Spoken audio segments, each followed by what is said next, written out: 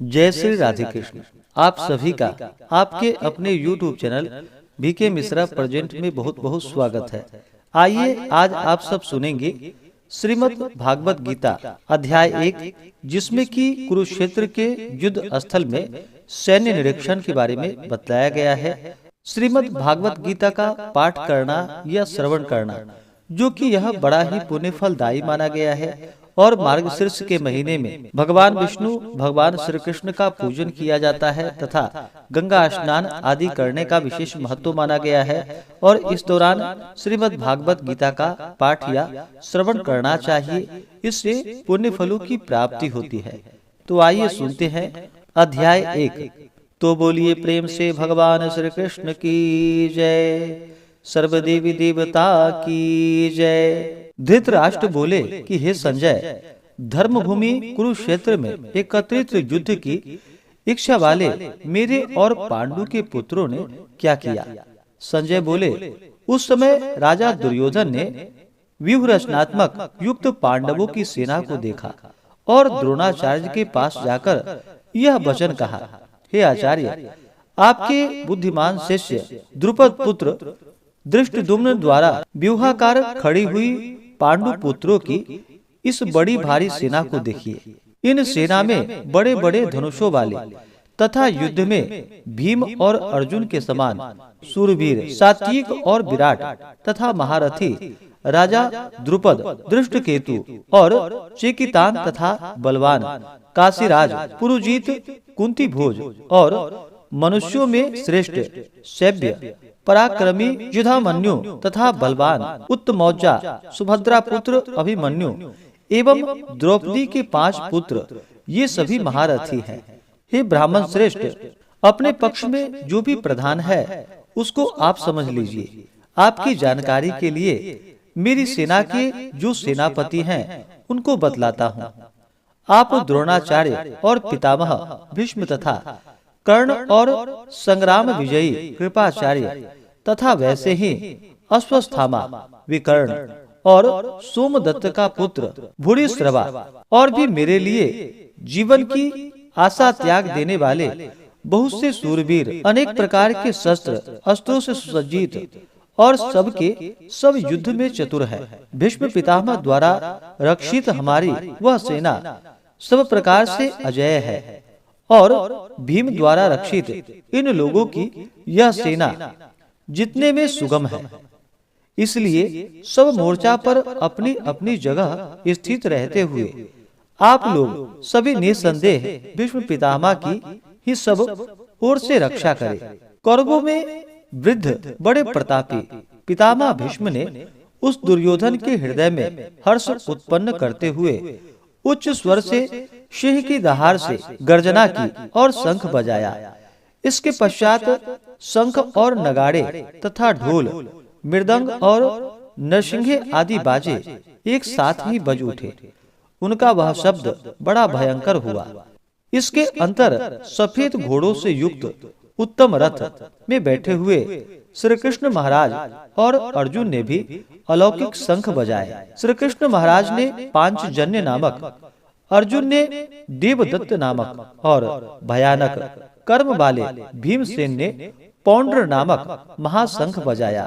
कुंती पुत्र राजा युधिष्ठिर ने अंत विजय नामक और नकुल तथा सहदेव ने सुघोष और मणि पुष्पक नामक शंख बजाए। श्रेष्ठ धनुष वाले काशीराज और महारथी शिखंडी एवं धृष्टद्युम्न तथा राजा विराट और अजय सात्विक राजा द्रुपद एवं द्रौपदी के 5 पुत्र और बड़ी भुजा वाले सुभद्रा पुत्र अभिमन्यु, इन सभी ने हे राजन सब ओर से अलग अलग शंख बजाए और उस भयानक शब्द ने आकाश और पृथ्वी को भी गूंजाते हुए आपके पक्ष वालों के हृदय विदीर्ण कर दिए। हे राजन, इसके बाद कपिध्वज अर्जुन ने मोर्चा बांधकर डटे हुए धृतराष्ट्र संबंधियों को देखकर उस शस्त्र चलाने की तैयारी के समय धनुष उठाकर हृषिकेश भगवान श्री कृष्ण महाराज से यह वचन कहा कि हे अच्युत, मेरे रथ को दोनों सेनाओं के बीच में खड़ा कीजिए, और जब तक कि मैं युद्ध क्षेत्र में डटे हुए युद्ध के अभिलाषी इन विपक्षियों योद्धाओं को भली प्रकार देख न लूं, मुझे किन किन के साथ युद्ध करना मेरे लिए योग्य है, तब तक उसे खड़ा रखिए। दुर्बुद्धि दुर्योधन का युद्ध में हित चाहने वाले जो ये राजा लोग इन सेना में आए हैं, इन युद्ध करने वाले को मैं देखूंगा।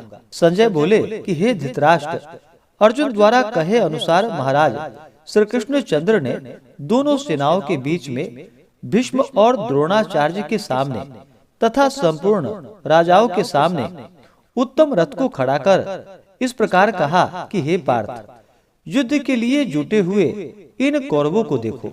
इसके बाद प्रथापुत्र अर्जुन ने उन दोनों ही सेनाओं में स्थित ताऊ, चाचों को, दादों को, परदादों को, गुरुओं को, मामाओं को, भाइयों को, पुत्रों को, पौत्रों को तथा मित्रों को, ससुरों को और सुहृदय को भी देखा।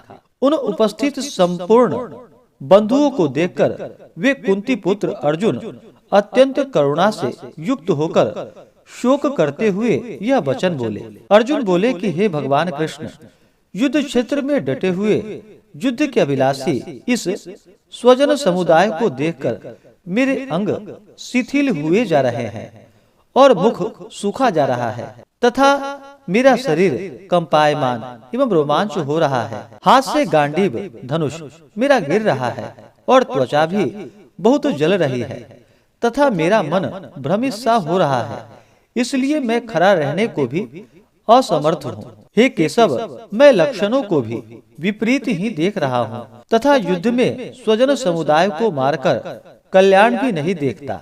हे कृष्ण, मैं न तो विजय चाहता हूँ और न राज्य तथा सुखों को ही।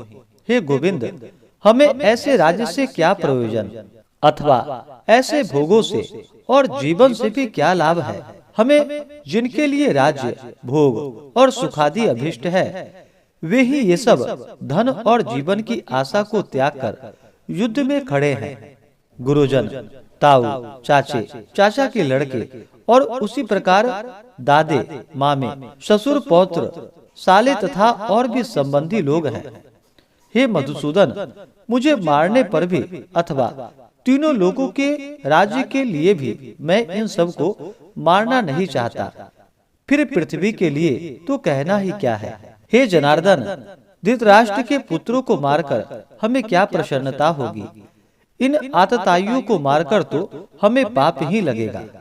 अतएव हे माधव, अपने ही बांधव धृतराष्ट्र के पुत्रों को मारने के लिए हम योग्य नहीं है, क्योंकि अपने ही कुटुंब को मारकर हम कैसे सुखी होंगे। यद्यपि लोभ से भ्रष्ट चित्त हुए ये लोग कुल के नाश से उत्पन्न दोष को और मित्रों से विरोध करने में पाप को नहीं देखते हैं, तो भी हे जनार्दन, कुल के नाश से उत्पन्न दोष को जानने वाले हम लोगों को इस पाप से हटने के लिए क्यों नहीं विचार करना चाहिए।